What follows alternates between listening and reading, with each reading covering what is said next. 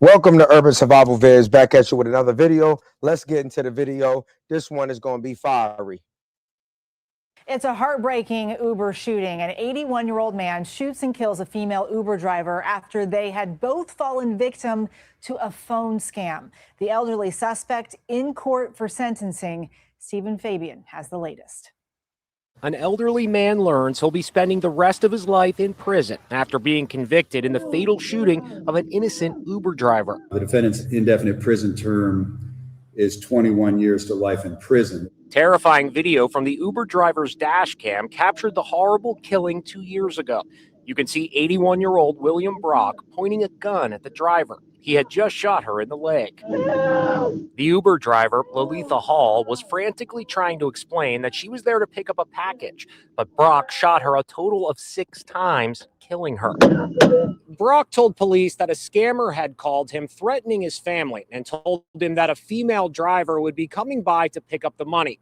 At the same time, the Uber driver was ordered by the scammer to Brock's house to pick up a package. Police say the Uber driver was completely unaware of the scheme. At his trial in Ohio, the defendant watched dash cam footage that showed him holding the Uber driver at gunpoint, then opening fire. Does she say, hey, I've got a gun? She didn't know. She never threatens you that she has it, right? No. I'm asking you what actually happened. And I'm telling you, I was in a state of shock. I don't remember. Lolitha Hall's son spoke at the elderly man's sentencing. She was my mother first and foremost, but she was also my best friend.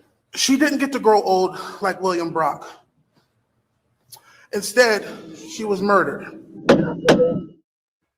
The prosecutor said there are no winners because both families have lost loved ones.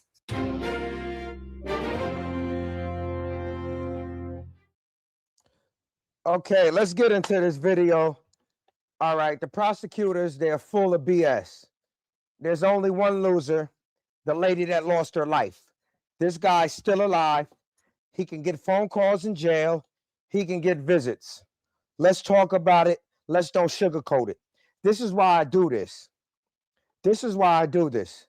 For the simple fact that crime has no nationality. Crime has no complexion. Crime has no bias. But time and time again, we see within this American judicial system where race comes involved and people start making excuses. This guy's a cold-blooded murderer. If he wasn't a murderer, he would have called the police. He would have never took actions in his own hands. People, this is why I want y'all to be aware of how crime is, how criminals act. Criminals have no set appearance. They can be anybody. You understand? And then also, don't think because you're in a community where they got a bunch of houses over that you're safer than if you come to New York City and you walk through the projects. Honestly, you come to New York City and walk through the projects and nobody knows you, you're more safe than going through these towns where people got stacks of guns. You don't know what these people do. We never see them. You understand? They have no criminal records, quote unquote, as they say. We don't know what they're doing. But it's just another case that came out where this guy had 100 bodies in his downstairs in his basement. Somebody dropped the tip because they seen flies out the window. But he was in one of these communities with houses and everything is quote unquote normal. See, the judge, they didn't want to prosecute this guy. It was just mandatory for the crime of murder that the mandatory sentence was 21 years. That's why he got it. But the prosecutors didn't want to prosecute him. The judge felt sorry for him. Why? Because they have a bias, because he was a white man and that was a black woman. Let's start there. Let's just come out and say it. So any judge or any police officer, anybody that's supposed to uphold the law should not have a bias. But many times we see that they do. And if the foot was on the other, and if the foot was on the other shoe, foot was in the other shoe, it would be a whole different outcome of how they would be speaking. They would be speaking totally different about this case. He's an old man, this, that, and the third. No, he's a murderer. He shot this woman in cold blood. I don't care. It's a lot of things that go on. Do you understand what people go through in the inner cities? That doesn't give a person a right to just, oh yeah, I seen a person. He looked like the person that said I just killed him dead. No, you were supposed to call the police. Your life was in immediate danger. You were supposed to call the police. You already shot the lady in the leg, then you executed her. But this is what I want people to understand. Listen, if you in a certain town, you don't know where you at, and you making it. Listen, yo, I want y'all to stop. Don't pull in somebody's driveway. I mean, they saying it's a scam, and the lady was scammed by the same scammers that scammed her and told her to go get the package. Honestly, I don't really believe that. I don't believe that at all. I don't believe that. But whatever, that's the story that they put out there. That's fine. But what I'm trying to get y'all to people to understand, don't think that, oh, if you're in New York City or you was in certain other places that, okay, that's predominantly inhabited by, people that have a certain complexion or a certain nationality, that you're safer than if that you're safer in another community that's predominantly occupied by another group of people with a different nationality, that you're safer. No. Honestly, those other communities that have these houses, maybe the flashlight is not on them more. So the criminals are easily going under the radar even more in those type of communities. So you really need to be watched out. You really need to be on cue. It's like California. You go to California neighborhoods, you're not from California. You look at a neighborhood, you'll go there and you'll be like, wow, this is nice. This is a nice neighborhood. And it's infested with gangbangers.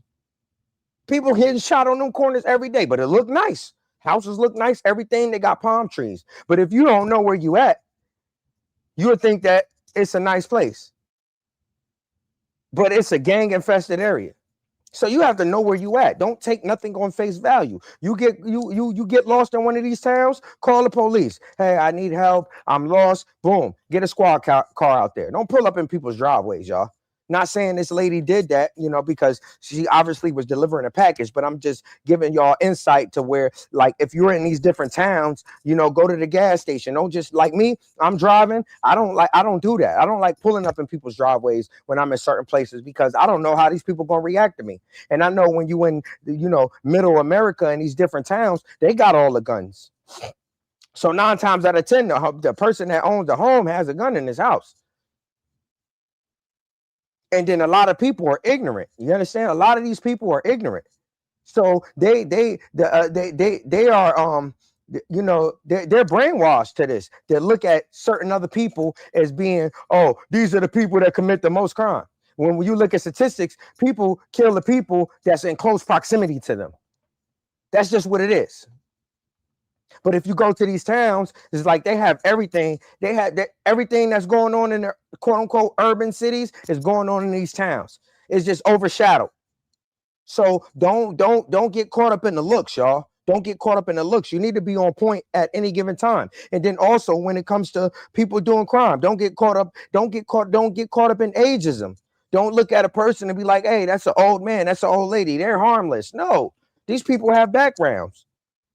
There's a lot of these old dudes that were sex offenders back in the day. They just old now. You think it's sweet old man. No, he was preying on little kids, back when he was younger, even when he was still old. So like get that out of your head. Get this. That's what I'm trying to get to y'all. Crime has no face. Crime is just crime. Evil people are evil people, period. But they will lead. But see, the media and they will lead you to believe that, oh, this is how crime looks. Crime has a face. This, that, and the third. No, that's BS, and that's gonna get you hurt out here. Time again, we see people saying, oh, these are the people that did. Then they get killed by their own people. Oh, these people are the bad people. These people are the criminals, and then they get killed by their own people that look like them. So, like, miss me with that, y'all. This lady was killed in cold blood, and that guy is a straight savage. You know what I'm saying? He's a straight savage. He's a straight demon for what he did, period. I don't care how he look. I don't care what his background is. He killed this lady in cold blood. And then they got the nerve to say that, oh, it's no winners here. What are you talking about? That guy it doesn't matter. He's still alive. That's the win. Breathing. She's not breathing no more. Her family lost. And like I said, it'd be a completely a different narrative if the shoe was on a different foot. If that lady had killed that old white man, it'd be different. They'll be saying something different. And that's the problem that I have with society today and the justice system, because it's biased. It's not unbiased as they claim. So y'all be careful out here, and don't trust anything just because it looks like, oh, we're just because you've been taught that a place with houses and everything or it's safer than if you in a city, you know, if you in a city or urban community that you happen to be in a middle class or middle America is safer than an urban city. Stop that, y'all. Because that's what people gonna get you. That's gonna get you hurt out here. Be on your P's and Q's at all times and assume that everybody's a threat. All right, so y'all stay safe out here. And I had to just touch up on this because it's like it's the hypocrisy within the society when it comes to crime, and I'm sick of it. And I hope you are sick of it too, y'all. I want justice for everybody. I don't care about how they look. I want justice for everybody. I wouldn't care how they look. I want justice for all children. I don't care how they look, y'all. But we're going to cut this one short, and I'll get back with y'all. Thank you.